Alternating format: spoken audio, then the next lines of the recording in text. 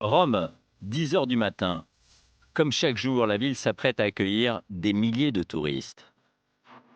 Mais aujourd'hui, au pied du Colisée, les visiteurs vont assister à un événement exceptionnel. Boucliers, casques, lances, ils sont 2000 participants venus de toute l'Europe et ils vont mettre leurs plus beaux costumes. C'est l'anniversaire de la ville, fondée en 753 avant Jésus-Christ. Carmelo n'aurait manqué cette occasion pour rien au monde. Il a même son nom de scène. Maintenant, je suis Spigoulos. Carmelo, il est allé en vacances et il retourne ce soir. Et donc, ça commence avec Spigoulos. Carmelo est restaurateur, mais aujourd'hui, il est chef des gladiateurs et il se sent investi d'une mission, entretenir la légende de sa ville. Moi, je suis né à Rome. Il y a un attachement de 7 générations. Je me sens romain. Je suis vraiment très fier d'habiter ici. Devant les touristes, avec sa petite armée, il va assurer le show, surtout aux abords du Colisée. Paradis! Gladiatori! Gladiatori! Gladiatori! C'est ici, dans le plus célèbre amphithéâtre du monde, qu'avaient lieu les Jeux du cirque. Ici que se battaient les gladiateurs devant l'empereur. La parade va durer une bonne partie de la journée. À l'avant, sous 35 degrés, les nymphes, venues de Roumanie, commencent à faiblir sous leur peau de bête. Ça fait 3 ou 4 kilomètres qu'on marche. Mais là, j'ai l'impression que ça en fait déjà 7. Après le défilé, place au combat sous le regard de Jules César.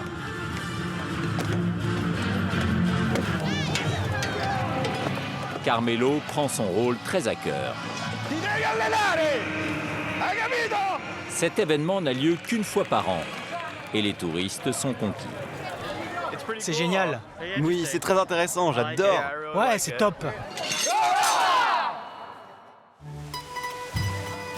Rome, c'est 10 millions de visiteurs chaque année, la 3e capitale touristique européenne, derrière Paris et Londres. Visiter la cité éternelle, c'est remonter le temps, le Colisée pour l'Empire romain, la Villa Borghese et ses joyaux de la Renaissance, ou encore le Vatican qui a vu défiler tant de papes et de pèlerins. Mais Rome et sa splendeur sont en danger. La ville est gangrénée par le crime organisé. Il y a un an, le conseil municipal corrompu est dissous et une partie de ses membres est arrêtée pour association mafieuse. Descends. Le nouveau maire a nommé un juge anti-mafia, Alfonso Sabella, pour remettre de l'ordre dans la capitale. On n'a eu aucun contrôle sur ce qu'il s'est passé ici pendant des années. À Ostie, la station balnéaire de Rome, la plage publique a été transformée illégalement en plage privée. Ça, c'est illégal. De ce mur jusque-là. Et qu'est-ce que vous allez faire? On le détruit. Est-ce que tu te rends bien compte de ce que tu fais? C'est toi le mafieux! Dans le centre historique, les autorités regagnent aussi du terrain, Ça, c'est pas un hôtel. face à des commerçants qui se sont accordés tous les droits. Vous n'avez pas les autorisations pour les tables dehors. Alors il faut les enlever. Et certains restaurateurs n'hésitent pas à servir de la viande avariée. Allez, laisse tomber. De toute façon, je suis tout fermé. La nouvelle municipalité a du pain sur la planche. Même la profession de guide est touchée. Nous avons infiltré l'une des plus grandes agences qui arnaque les vacanciers. Tu es guide? Non, j'ai pas la carte officielle. Ok, tu peux le faire quand même. Ici, on paye 10 € par touriste. Autre problème pour la mairie de Rome, le hooliganisme. Nous avons pu filmer les ultras de la Lazio, les nostalgiques du fascisme. À la veille d'un grand match, ils vont s'allier avec les hooligans polonais.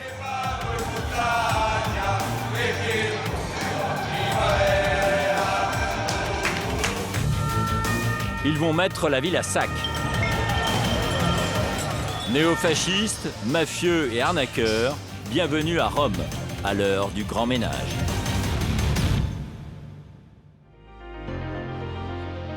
Pour visiter Rome, il faut savoir s'armer de patience, comme ici, au Vatican. Avec 5 millions de visiteurs chaque année, il y a souvent 3 à 4 heures de queue pour découvrir la chapelle Sixtine, parfois sous un soleil de plomb. Au Colisée, même problème. Autant de visiteurs et là aussi des heures d'attente. Alors pour couper les fils, des dizaines de rabatteurs proposent une offre alléchante. Vous pouvez prendre un guide, c'est la meilleure solution. Comme ça, vous n'avez pas à faire la queue.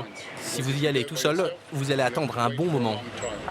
Que valent ces visites? Vous allez voir qu'elles cachent parfois de grosses arnaques. Pour notre enquête, nous achetons un ticket à cet homme. Moi, je vous conseille de profiter. C'est la meilleure guide qu'on a, il n'a pas d'accent, il parle très bien français. La guide que l'on nous propose, c'est cette femme. Nous l'appellerons Laurie. Soyez les bienvenus à Rome. C'est la première fois que vous venez vous êtes déjà venu, vous connaissez la ville par cœur. Première fois. C'est la première fois. La visite commence et dès ses premiers mots, la guide raconte au groupe une absurdité concernant le métal qui est écoulé dans les murs pour les consolider. Approchez. Vous voyez les trous partout, non? Pourquoi c'est comme il y a tous ces trous? Benito Mussolini, il avait besoin de métal pour construire les armes de la Deuxième Guerre mondiale et donc il décide de creuser. Voilà les trous. Selon Laurie, Benito Mussolini aurait dépouillé le Colisée de tout son métal, et ceci en quantité astronomique. Et il en a pris beaucoup alors? Ils ont pris des tonnes. Des tonnes? Presque 300 000 tonnes a été récupérées. 300 000 tonnes de métal? Waouh! 300 000 tonnes de métal, c'est l'équivalent de 30 tours Eiffel. Pour vérifier ces informations douteuses, nous interrogeons une guide réputée, Anne-Caroline, une Française qui a étudié à la Villa Médicis. Ça a été pillé tout au long du Moyen-Âge. Le peuple et à la fois aussi les cardinaux et les papes se servaient directement dans le Colisée comme ils ont fait dans d'autres sites archéologiques. Donc Mussolini n'a absolument pas touché au Colisée pour fabriquer des canons. Non, plutôt pour restaurer. Nous poursuivons notre visite avec Laurie. Elle nous parle à présent du nombre de personnes décédées ici, notamment lors des Jeux du cirque. Après 500 années d'activité, il y a eu 6 millions de morts. 6 millions de morts? 6 millions de morts ici. Mais dans le Colisée? Dans le Colisée. C'est le monument qui a fait le plus de morts au monde. 6 millions de morts au Colisée. Anne-Caroline est plus modérée dans ses propos. Il y a un historien, donc Alberto Angela, a estimé que c'était 1,5 million de morts peut-être. On est loin des 6 millions? Oui, on est assez loin des 6 millions, oui, effectivement. À la sortie, la démonstration est sans appel. D'un côté, une visite académique et de l'autre, des approximations et des contre-vérités. Comme Anne-Caroline et Laurie, ils sont 4000 guides à posséder la carte officielle. Mais ce n'est pas toujours un gage de qualité. Et pourtant, il y aurait encore pire sur le marché, les faux guides. On se rend compte qu'il y a de plus en plus de guides abusifs, comme on les appelle, qui n'ont pas la carte et qui pourtant travaillent énormément quand même sur Rome. On en voit un petit peu trop effectivement à notre goût, surtout ces agences qui les emploient. C'est ça qui effectivement nous cause problème. Et vous allez voir que ces agences qui emploient des faux guides ont pourtant pignon sur rue. Notre enquête se poursuit dans l'une d'entre elles, située à 2 pas du Colisée. Sur son site internet, l'entreprise n'hésite pas à mettre en avant son excellence dans le domaine des visites guidées. Confiez vos vacances à quelqu'un qui connaît la ville comme sa poche. Notre journaliste, équipé d'une caméra cachée, va tenter de se faire embaucher comme guide touristique dans cette agence. Il va rencontrer la gérante de l'entreprise et le moins que l'on puisse dire, c'est que l'entretien d'embauche est original. Bonjour, je suis français de langue maternelle et je voulais savoir si je pouvais devenir guide. J'ai fait un peu d'histoire. Mais tu es guide, toi? Non, je n'ai pas la carte officielle. Nous, on a besoin de guides français. Le seul problème, c'est qu'il y a souvent des contrôles. Ah. Donc il faut que tu restes aux aguets. Il semble que l'entreprise ait du travail à nous offrir. Mais tu peux le faire. Ici, tu es payé 10 € par touriste. Évidemment, le billet d'entrée est à ta charge. Et tu connais un peu le Colisée? Oui, je connais. J'y ai déjà fait un petit tour. Donc tu sais expliquer, mais par contre, pas comme un professeur. Tu sais faire un peu de blague? Parce que c'est important, ça. Oui, bien sûr. Il faut aussi garder le touriste à l'ombre, parce qu'il fait très chaud. Sinon, il se plaint. Aucun diplôme, aucun papier n'est demandé à notre journaliste. L'entretien s'est bien passé. En 10 minutes, le voilà embauché. On lui propose de commencer le lendemain. Si tu veux, tu peux commencer dimanche. Oui, volontiers. On te paiera tout de suite, au comptant. D'accord, content. Ok. Merci encore. Au revoir, bonne journée. À la sortie, un employé achève de nous raconter toutes les petites combines de l'entreprise. Au Colisée, il y a un gros marché de français. C'est une langue qui se vend bien. Ici, il y a beaucoup d'argent à se faire avec toutes ces agences. Qu'est-ce qui se passe si je me fais choper? Tu te fais dégager, toi et ton groupe. Ah oui, c'est moche.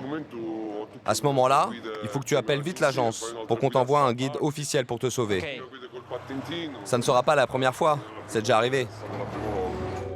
Cette importante agence semble réussir à berner de nombreux touristes chaque jour. Nous décidons alors de tenter l'expérience jusqu'au bout. Le lendemain, comme prévu, nous nous présentons devant la société. Plusieurs touristes attendent déjà. Nous sommes dimanche, jour de grande affluence pour les visites. Notre journaliste se voit confier 12 touristes pour visiter le Colisée.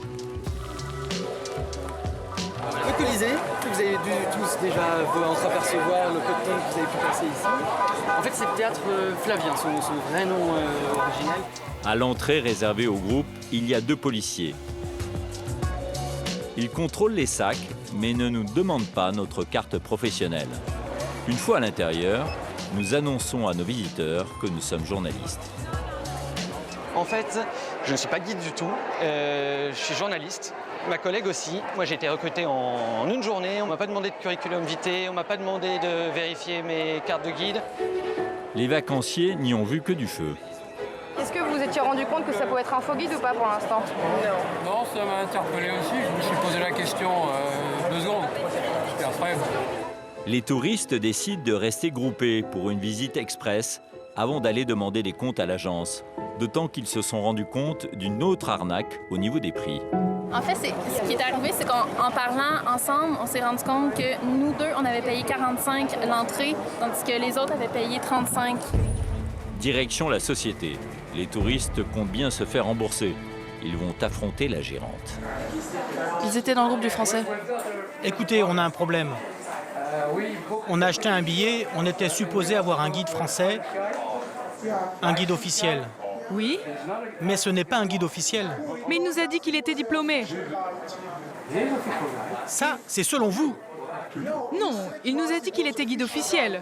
Que s'est-il passé? La femme commence à perdre ses moyens face aux touristes. Alors, qu'est-ce qu'on fait du coup? Vous nous remboursez? Ne vous inquiétez pas, vous allez avoir votre argent. Ici, personne n'arnaque personne. Nous sommes une agence de guide officielle. Nous lui révélons alors que nous sommes journalistes et nous lui demandons de se justifier. Très rapidement, le ton monte. Maintenant, dehors! Dégagez! Ok, on s'en va. Dégage de mon agence! T'as gardé le truc? Oh, on se calme. Donne-moi tes papiers. Non, on s'en va. On nous pousse vers la sortie. Manifestement, nous avons mis le doigt sur un sujet sensible. Dégage! Ok, on va appeler la police. Arrête, ne les touche pas. C'est alors que les employés s'en mêlent. Vous n'irez nulle part, les gars, de toute manière. Notre journaliste est pris à partie par les hommes de l'agence. Ils tentent de l'intimider. C'est dégueulasse. Je t'ai dit de dégager, t'es qu'une merde! Je vais vous faire un cul comme ça, tous les deux. Ah, et en plus vous nous menacez. L'Italie, c'est tout petit, vous savez. Vous ne comprenez pas contre qui vous êtes en train de jouer. Vous pouvez pas vous barrer comme ça. Après les insultes et les menaces physiques, nous décidons de partir pour notre sécurité. En Italie, le tourisme pèse près de 170 milliards d'euros par an. Ce secteur est tellement lucratif qu'il intéresse la mafia. À Rome, elle est présente partout, au point de s'afficher sans complexe dans les rues. En août dernier, l'enterrement d'un des boss de la capitale défraie la chronique. Son clan défie les autorités en faisant défiler son cercueil tiré par 6 chevaux sur la musique du parrain. Un hélicoptère largue des pétales de rose. La mainmise du crime organisé sur Rome a été révélée en décembre 2014. 37 arrestations et une centaine de mises en examen. Un scandale de corruption sans précédent au sein même du conseil municipal. Nom de l'opération, Mafia Capitale. Dans l'œil du cyclone, des dizaines d'élus, mais surtout l'ancien maire de Rome, Gianni Alemanno, à la tête de la ville jusqu'en 2013. Le nouveau maire, Ignazio Marino, tente de remettre de l'ordre dans la capitale et il a fait venir du renfort. Spécialement détaché à Rome, de Palerme en Sicile, voici le juge antimafia, Alfonso Sabella. Il vient de prendre ses nouveaux quartiers à la mairie, comme adjoint à la légalité. Ça, c'est mon bureau. Disons que c'est ici que je travaille pour être plus proche du maire. Avec une vue extraordinaire. Dans son bureau, rien, à part des insignes. L'homme reste humble face à sa carrière déjà bien remplie, à faire trembler les plus grands parrains de la mafia. Avant, à Palerme, je me suis principalement occupé des boss mafieux. J'ai d'ailleurs arrêté Brusca, qui est l'assassin du juge Falcone. Les images de son assassinat en 1992 avaient fait le tour du monde. Un pan entier d'autoroute avait sauté sous la voiture du juge. À 57 ans, les faits d'armes d'Alfonso Sabella lui valent d'être constamment menacé par les grands boss. L'un d'entre eux, Vito Vitale, a même tout mis en œuvre pour se débarrasser de lui. On a appris par plusieurs sources qu'il voulait attenter à ma vie, avec des missiles RPG-7. D'ailleurs, on en a confisqué 13. Face aux menaces, le juge a dû utiliser des subterfuges plus d'une fois pour sauver sa peau. Très souvent, je me suis déplacé, par exemple, dans un fourgon de surgelés qui fournissait le tribunal. Parfois, je m'y suis même rendu caché dans une ambulance.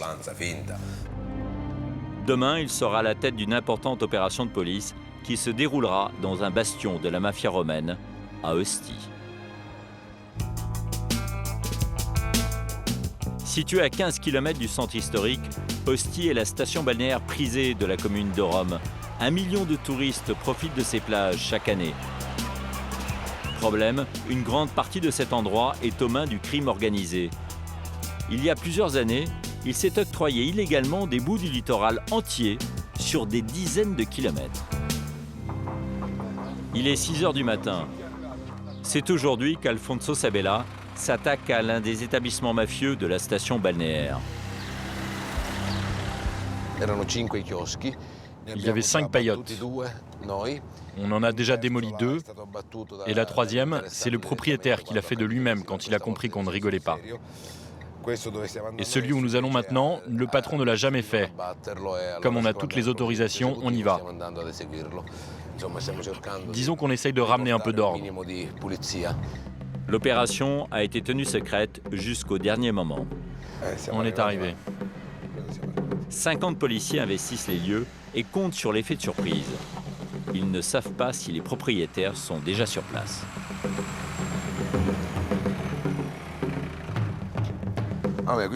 C'est une des paillotes les plus moches, celle-là.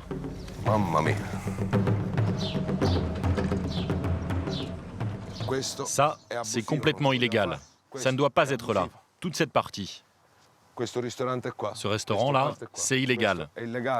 Ici, avant, il y avait une dune. Comme celle-là et comme celle-là. Mais ils les ont aplaties sans autorisation. Pourtant, regardez comme elle est belle, cette plage. À l'origine, c'était une plage publique. Elle a été transformée illégalement en propriété privée. Ici, la tranquillité des vacanciers a un prix. Cet établissement loue 2500 transats quotidiennement à 7 € pièce. Total, 17 500 € de recettes par jour, sans compter les locations des pédalos et la restauration. La fraude est inestimable. Ici, les propriétaires véreux n'ont rien déclaré depuis 7 ans. On n'a eu aucun contrôle sur ce qui s'est passé à Ostie ces dernières années. Alfonso Sabella est le premier juge à frapper un grand coup à Ostie. La démolition de ce restaurant de 700 mètres carrés touche directement au portefeuille des mafieux. On a dit à l'équipe de ne pas casser les verres, parce qu'en fait, les employés ont fait exprès de mettre la table. Comme ça, si on casse un truc, ils peuvent nous demander des dommages et intérêts. En même temps, puisqu'ils ne paient rien à la mairie, on peut bien casser quelques trucs. Avant de tout démolir, les ouvriers de la commune doivent donc tout emballer le plus délicatement possible. Le juge en profite pour faire un petit état des lieux, et c'est édifiant. Vous avez senti l'odeur? Le poisson est déjà décongelé.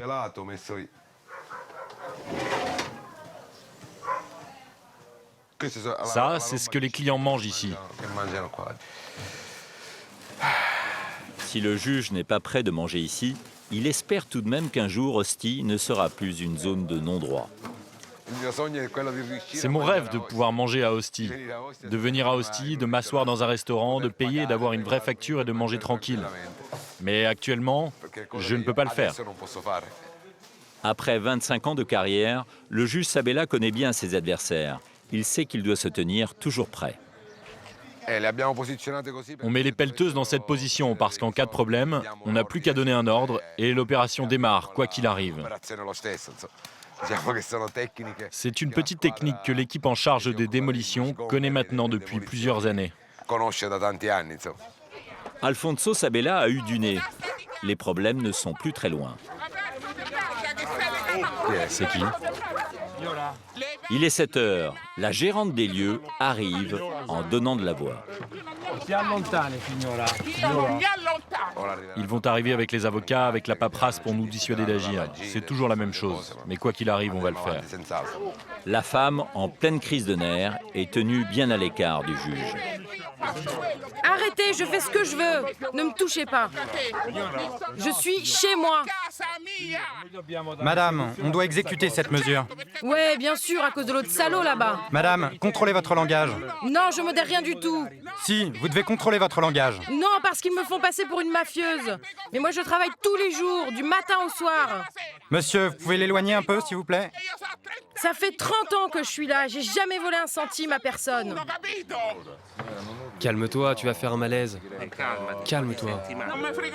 Non, je reste ici. Je reste ici. La gérante appelle immédiatement à l'aide. Habitué des esclandres, Alfonso Sabella n'en reste pas moins prudent.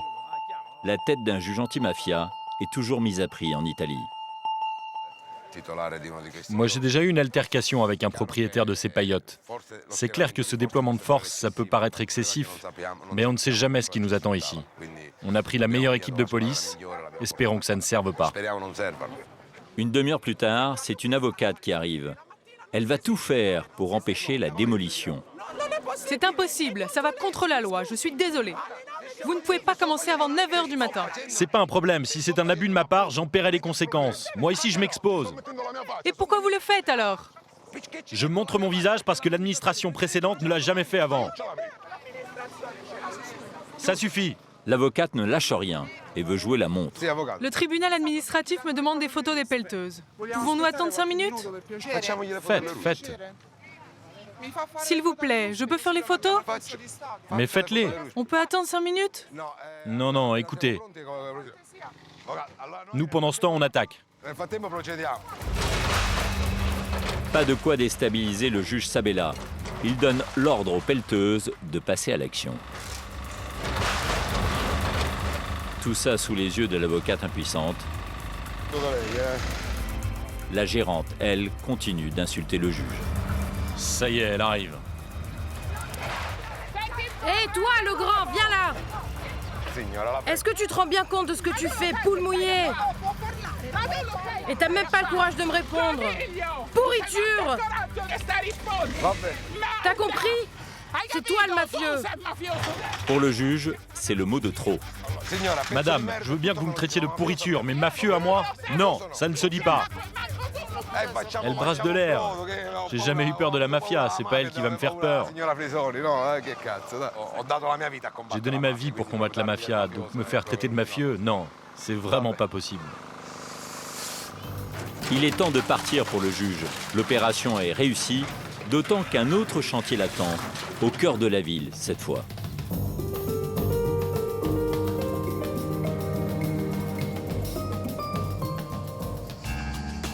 Car dans sa politique de grand ménage, la mairie de Rome a décidé de s'attaquer à des établissements typiquement romains, les camions-bars. Ces échoppes ambulantes, on les trouve aux quatre coins de la cité éternelle, dans les endroits les plus touristiques. Au Colisée, bien entendu, mais aussi Piazza Venezia et au pied du Vatican.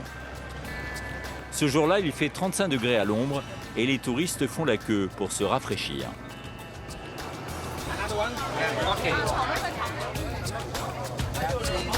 Ça me paraît quand même intéressant d'avoir ce type de petite échoppe là.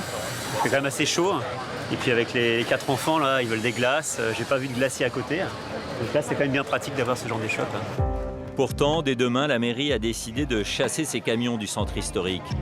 Officiellement, le maire voudrait faire de la ville un musée à ciel ouvert. Et ces camions-bars défigurent le précieux patrimoine romain.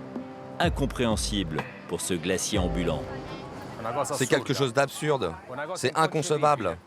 Moi, je suis ici depuis 35 ans. Mon père depuis les années 50. Alors je ne comprends pas ce que le maire nous reproche. Officieusement, le juge Sabella et le maire cherchent en fait à faire tomber un business au caractère mafieux. La plupart des camions-bars seraient entre les mains d'une seule famille, les Tredicine. Rien que dans le centre historique, ils posséderaient 42 des 68 emplacements disponibles. De quoi réaliser un chiffre d'affaires de 27 millions d'euros par an.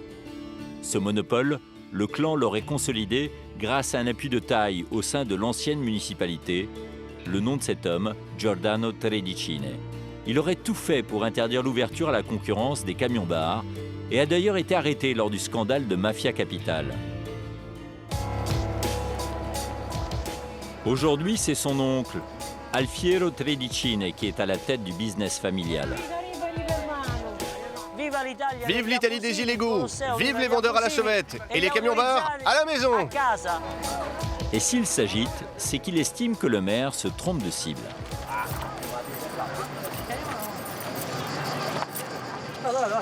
Regarde.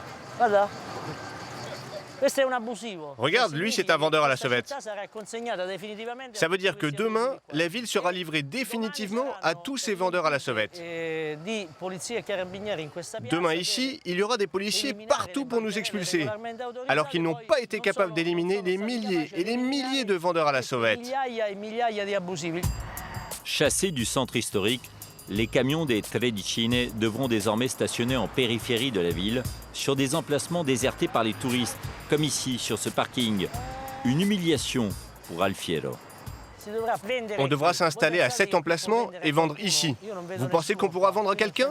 Moi, je ne vois personne ici. Il n'y a personne. Il y a juste une zone moche, dégradée. Ici, je vais tout perdre, parce qu'ici, on va encaisser exactement 0 €. Dans quelques heures, c'est l'expulsion. Mais les commerçants ne comptent pas se laisser faire.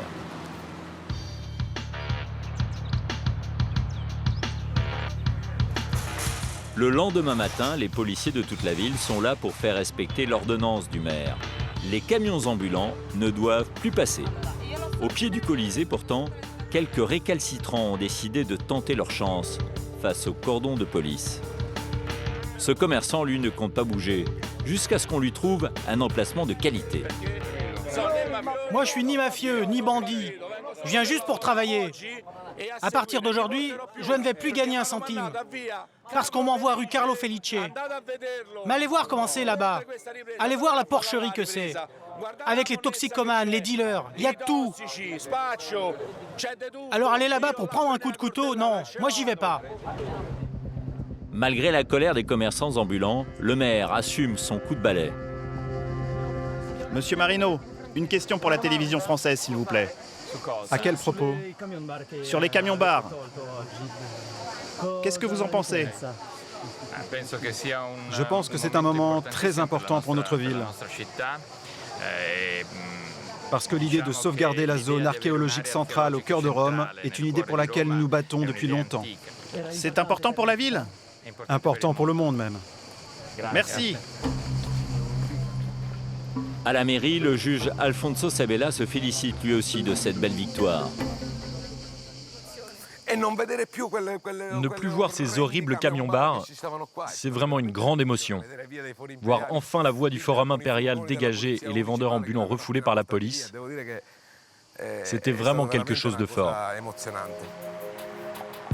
En fait, ici, l'idée, c'est de faire en sorte que plus personne ne puisse passer et que la rue devienne entièrement piétonne. Cette opération grand nettoyage, la mairie l'étend progressivement à tous les secteurs. Elle a notamment décidé de combattre ceux qui nuisent à l'image de marque de la ville éternelle, les restaurateurs qui arnaquent les touristes. À Rome, certains journalistes estiment que 70% des établissements ne seraient pas en conformité avec la loi. Depuis un an, une brigade spéciale composée de policiers et d'agents de l'hygiène a été mise en place. Leur cible du jour, cet établissement juste en face du Colisée. Giorgio, le commissaire, a déjà repéré une grave anomalie. Ça, ce n'est pas un hôtel. Il n'a pas les autorisations pour exercer. Le restaurateur aurait ouvert un hôtel illégalement. Il s'est aussi approprié le trottoir pour installer sans autorisation sa terrasse. Vous n'avez pas d'autorisation pour les tables sur la voie publique. Oui, c'est vrai, ça a été suspendu. Alors vous devez enlever les tables. Et le contrôle est loin d'être terminé. La salle est pleine et l'établissement a plutôt l'air engageant. Mais Monica, la responsable de l'hygiène, va avoir des surprises dans les cuisines et dans la remise. Est-ce que le contrôle se passe bien? Non, il n'y a rien qui va.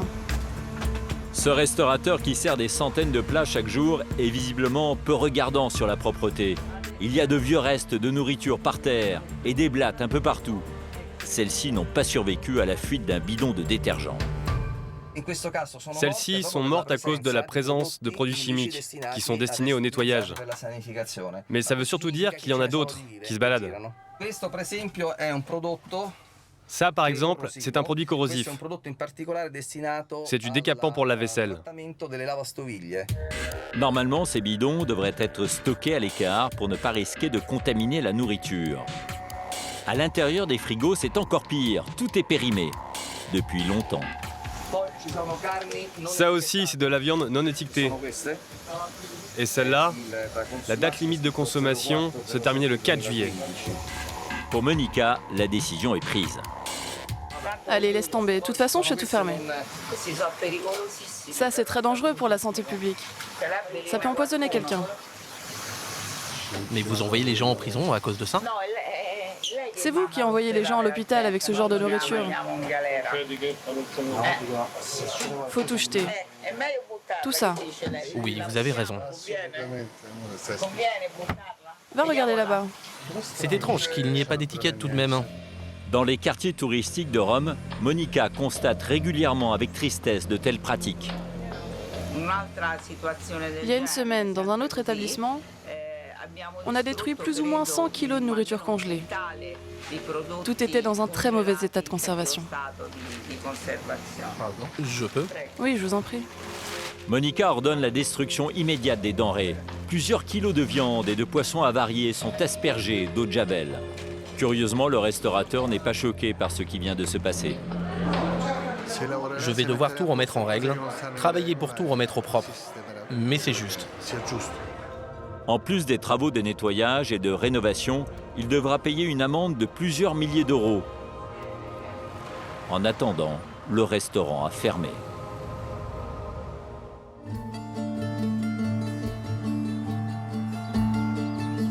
Cela fait 6 mois qu'Alfonso Sabella a pris ses fonctions. Ses premières opérations commencent à porter leurs fruits. Mais il est bien conscient qu'il reste énormément à faire. Les citoyens romains sont encore, à juste titre, en colère, car ils se disent que la ville n'a pas changé. Nous avons suspendu beaucoup de chantiers, l'entretien des espaces verts, l'entretien des routes. Tout ça à cause du scandale Mafia Capitale. On est en train de repartir du bon pied, dans la légalité. Mais on demande encore un peu de patience aux citoyens. Le problème, c'est que certains citoyens perdent patience. Et ils se tournent vers des partis politiques extrémistes. Services publics en panne, 22 milliards de dettes, migrants de plus en plus nombreux.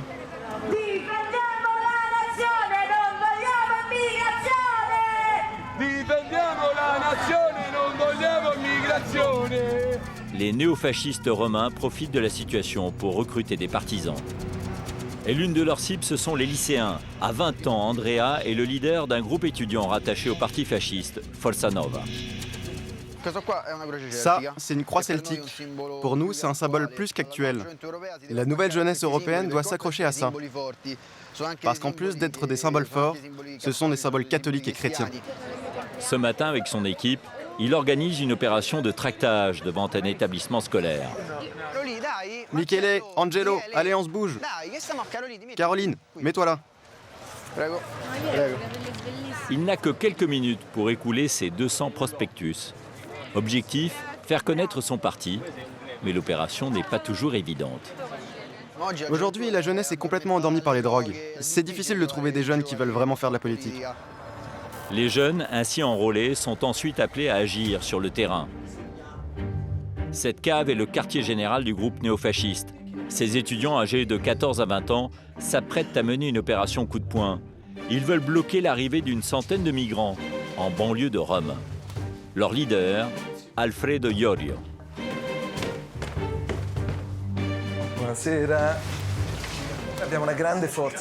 Nous avons une grande force de jeunes ici. C'est incroyable. Ils en ont marre du blabla de la télévision, des journalistes et du formatage.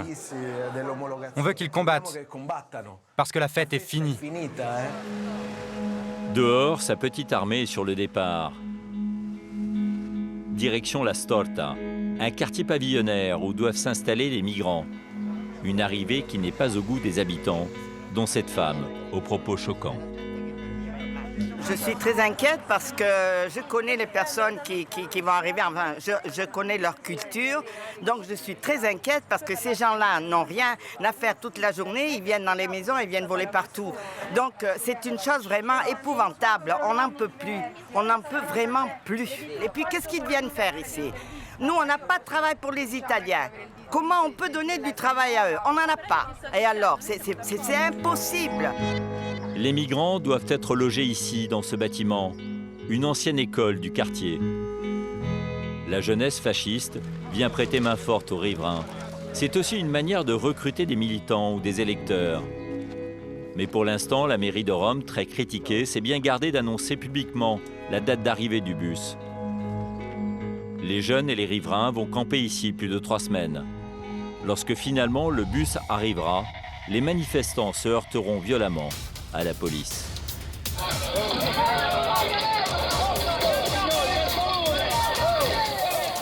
À Rome, bon nombre de ces partisans d'extrême droite se retrouvent et se déchaînent autour d'une même passion, le football.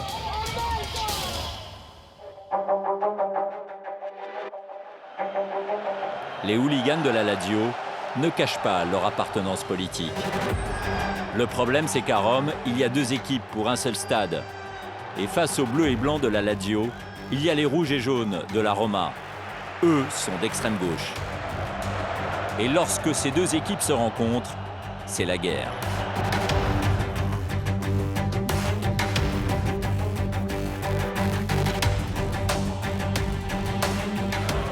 Nous avons réussi à pénétrer l'univers des ultras de la Lazio. Leurs témoignages sont rares. Après de longues tractations, nous avons rendez-vous avec l'un des leurs, Daniele. Vous pouvez me dire où on va? Non, je ne peux pas te dire où on va. Mais c'est ici, à Rome. À 24 heures d'un nouveau derby romain, les hooligans se retrouvent dans ce hangar. À l'intérieur, armés de pinceaux et de balais, ils préparent une banderole de leur scénographie, les flammes de l'enfer. L'enfer étant l'équipe adverse. Pour éviter une descente des ultras de la Roma, Daniele et ses amis ont tenu ce lieu secret. À chaque derby, on change d'endroit. Ce n'est jamais le même. En revanche, ceux qui viennent sont toujours les mêmes, des ultra fidèles. Et tout autour, il n'y a que des ultras, les supporters les plus virulents, mais aussi les plus dangereux. Il y a 90 minutes de match. Tu dois démontrer que tu es supérieur à l'adversaire au niveau de l'ambiance, au niveau de la scénographie de ta tribune et au niveau de l'intelligence des slogans. Et ta supériorité, elle doit continuer après le match. Et souvent, après le match, qu'ils perdent ou qu'ils gagnent, les ultras n'ont qu'une envie, en découdre avec leurs adversaires et la police. L'un des repères des ultras, c'est ce salon de tatouage. Il appartient à Daniele et Francesco. Ces 2 tatoueurs reproduisent à tour de bras et à main levée l'emblème du club, l'aigle de la Lazio. Ça, c'est le symbole de la Lazio, le symbole officiel. Moi, je l'ai ici. Combien de fois tu l'as tatoué? Beaucoup. Maintenant, je le fais de tête. La grande différence, c'est que toutes les autres équipes du monde ont leurs supporters. Nous, on n'est pas des supporters, on est un peuple. Et ce peuple a une idole que Francesco a tatouée dans son salon, l'un des plus célèbres joueurs du club, connu pour ses frasques fascistes. Lui, c'est Paolo Di Canio. C'était un joueur de la Lazio, mais aussi un vrai supporter. Il a d'abord été ultra, puis il a eu l'honneur de jouer sur le terrain.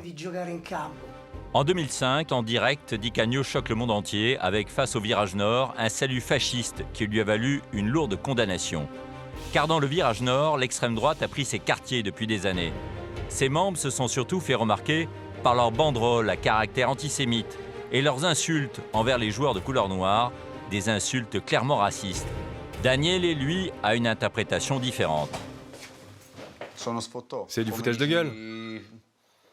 Comme tu dirais, grosse merde à un blanc.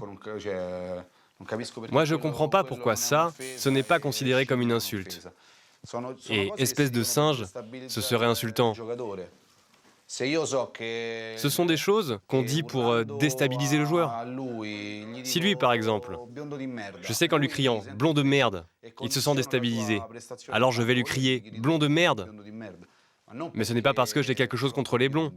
Tu comprends? Mais vous êtes raciste, fasciste. Absolument, oui. Les supporters de la Lazio sont d'extrême droite. Mais ça, on s'en cache pas. En France, tenir en public ce genre de discours est un délit qui peut coûter jusqu'à 1 an de prison et 45 000 € d'amende. Demain, Daniele et les ultras vont mettre la ville à sac. Ouais, la Lazio est en nous. Le résultat du match nous importe peu. On gagnera toujours. Avec ce genre de tatouage sur nous, on ne peut jamais perdre. En fin de journée, Daniele et Francesco ont un rendez-vous très spécial. Les ultras de la Lazio invitent à dîner des hooligans polonais, eux aussi d'extrême droite. Ils sont venus spécialement de Cracovie pour prêter main forte à la Lazio dans les tribunes et après le match. Ces hommes bodybuildés et au crâne rasé se font appeler les Wisła Sharks. Ce ne sont pas des tendres. Sur cette vidéo, tournée en 2011, un supporter de Cracovia Krakow, l'équipe rivale des Wisła Sharks, est pourchassé en pleine rue. La traque se termine dans un buisson. L'homme va décéder de ses blessures, 64 coups de couteau et de machette. Dans la voiture, Francesco et Daniele nous expliquent comment se forgent les alliances dans le milieu ultra. Il y a des ultras amis et ennemis? Oui, bien sûr. Il y a des circonstances qui rapprochent. Par exemple, la politique. À la Lazio, beaucoup de nos alliances sont liées au fait que tu rencontres des supporters qui épousent les mêmes idées politiques que toi. Ça y est, on est arrivé. Le dîner entre ultras a lieu dans un hôtel prestigieux. À notre arrivée, les hooligans de Cracovie demandent à ce que l'on arrête de filmer. Pas de caméra à l'intérieur. Nous continuons à enregistrer discrètement. Les Wisła Sharks de Cracovie ont fait le déplacement en masse pour assister au derby et soutenir la Lazio face à la Roma. Ils sont une 60aine. Salut les gars. Le dîner prend des allures de banquet de mariage. Ce soir, les ultras de la Lazio régalent et ils ont mis les petits plats dans les grands pour soigner leurs invités. Nappe blanche, bon vin italien et ambiance Charleston des années 30 pour ces nostalgiques de l'époque fasciste. L'homme qui dirige les ultras de la Lazio, c'est lui. On l'appelle le Chinois. Il assure l'intérim en tant que chef des hooligans. Son prédécesseur, qui se faisait appeler Diabolique, est actuellement en prison. Tout d'un coup, entre le fromage et le dessert, tout le monde se lève. Allez, on fait la photo avec la svastika. Les ultras nous demandent de les prendre en photo avec leur téléphone portable. Nous profitons de l'agitation pour sortir le nôtre et tourner cette vidéo.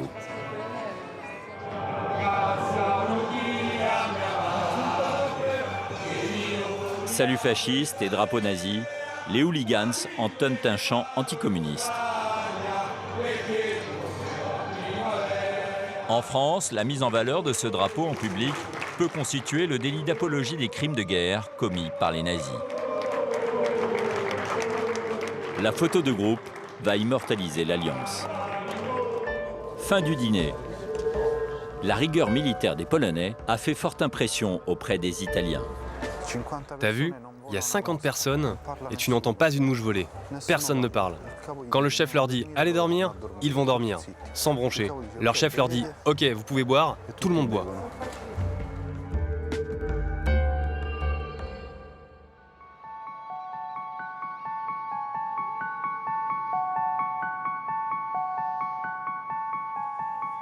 Lendemain matin, début du jour J. La ville se prépare à accueillir des milliers de supporters. Dès 11h, l'ambiance est électrique. Plus de 400 hommes, carabinieri, policiers d'État ou des brigades mobiles quadrillent le secteur. En plein centre-ville, les ultras de la Lazio donnent déjà de la voix.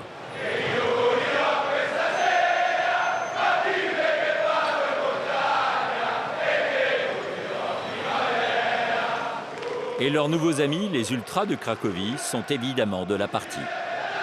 Les Wisła Sharks s'affichent, imposants et torse nu dans les rues de Rome. Après quelques photos souvenirs, le bras levé, direction le stade olympique.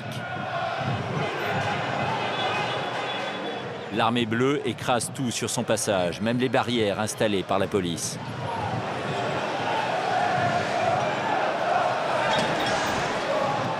En première ligne du cortège, les hooligans de Cracovie, cagoulés.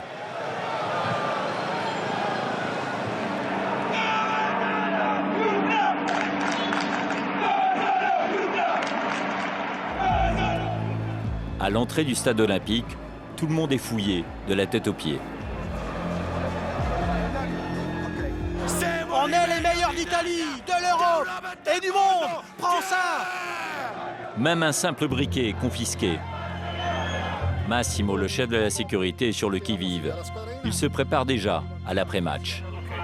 C'est OK pour tout le monde? Je passerai vous voir plus tard. Merci à tous, travaillez bien. C'est de loin le pire jour de l'année pour lui et ses hommes. D'habitude, quand l'AS Roma joue, ici c'est un peu sensible. Parce que tous les supporters convergent au même endroit. Donc la tension est au maximum. Lazio-Roma, il y a des rivalités surtout politiques qui font que les deux groupes de supporters ne s'entendent pas. Ce ne sont pas les 9000 supporters du virage qui causent des soucis.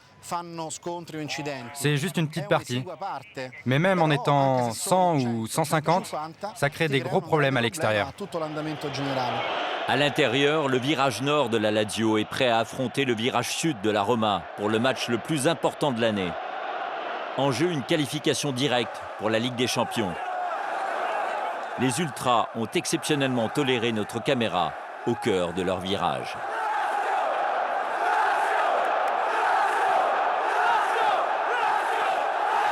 Quant à leurs invités venus de Pologne, ils leur ont réservé les meilleures places. Ambiance survoltée dans la tribune de l'extrême droite.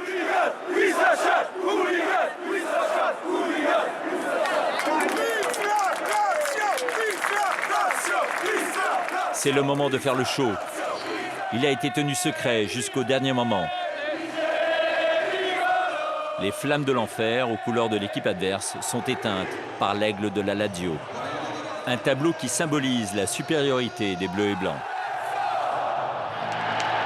En face, les supporters d'extrême gauche sont remontés à bloc.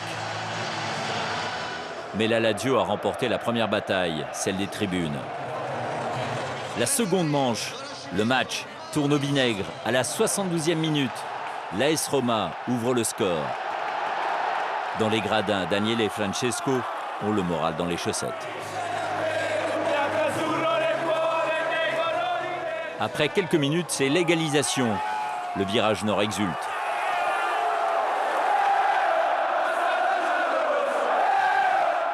En face, la Roma encaisse.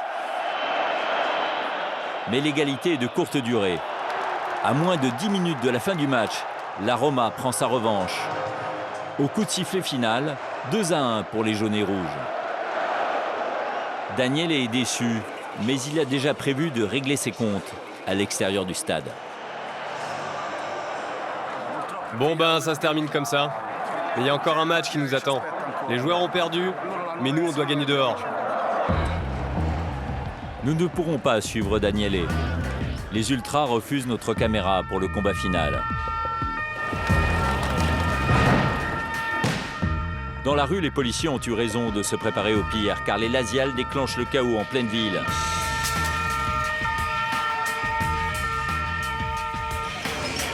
Fumigène, cocktail Molotov.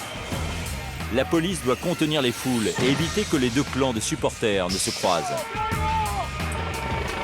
Les autorités bénéficient d'un appui aérien et utilisent de sol des camions anti-émeutes équipés de canons à eau.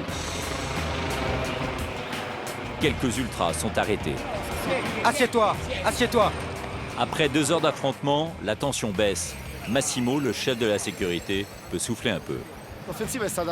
L'offensive a été violente, assez massive. Il y a même eu des cocktails Molotov, quelques bouteilles ont été lancées sur les policiers, mais avec 2 ou 3 actions ciblées, on les a repoussés. Au petit matin, ce n'est pas la victoire de la Roma qui fait la une des journaux, mais ce fait divers. 2 supporters de la Roma, pris à partie avant le match, gravement poignardés à l'abdomen aux abords du stade. Daniele, le tatoueur de la Lazio, nous confirmera que les agresseurs appartenaient bien à son camp. Quelques jours plus tard, c'est une autre actualité qui va secouer la ville. Rome est placée sous tutelle. Le Premier ministre italien, Matteo Renzi, vient de nommer un préfet pour épauler Ignazio Marino dans son grand ménage. Il est urgent d'agir, car Rome attend en 2016 des millions de pèlerins supplémentaires, le pape ayant annoncé un jubilé exceptionnel. D'ici là, dans moins d'1 mois, le maxi-procès de Mafia Capitale va s'ouvrir, avec 59 prévenus sur le banc des accusés.